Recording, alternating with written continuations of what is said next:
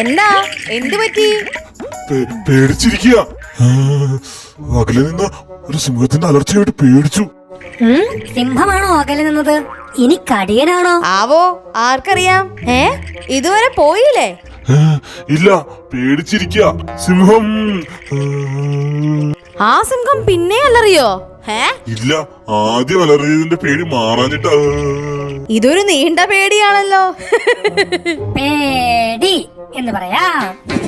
പേടി മാറിയിട്ട് എനിക്ക് കുറച്ച് തിരക്കുണ്ട്, പക്ഷെ പേടി മാറുന്നില്ല.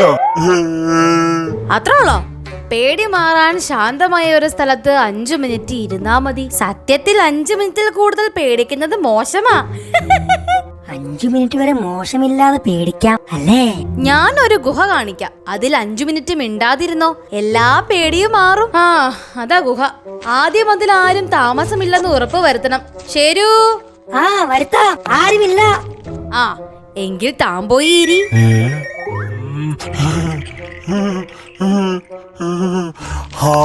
പേടി മാറി. കറക്റ്റാ, 5 മിനിറ്റ് ഇരുന്നോ പേടി മാറി. ഇനിയും പേടി വരുമ്പോ വന്നിരുന്നോ? എന്റെ ശരു, ചുമ്മാ പറഞ്ഞതാ, പക്ഷേ സംഗതി നടന്നു. ഇത് മറ്റു പലരോടും പറയാവുന്ന വിദ്യയാ. ഫീസും വയ്ക്കാം, പേടി മാറ്റാനൊരു മുട്ട. താനൊരു ബോർഡ് വെച്ച് ഇവിടെ ഇരി. എനിക്ക് പിന്നെയും പേടി വന്നു. ഇതിന് ഫീസൊക്കെ വെച്ചോ? എനിക്ക് ഫീസില്ല, ഫ്രീയാ. പിന്നെ ഇപ്പൊ അകത്ത് വേറെ പേടിക്കാരുണ്ട്. അങ്ങേര് ഇറങ്ങിയിട്ട് കേറാം. ആരാ? നേരത്തെ അലറിയ സിംഹമാ. അങ്ങേര് ഒരു ആനയെ കണ്ട് പേടിച്ചിട്ടാ അലറിയത്. അയ്യോ!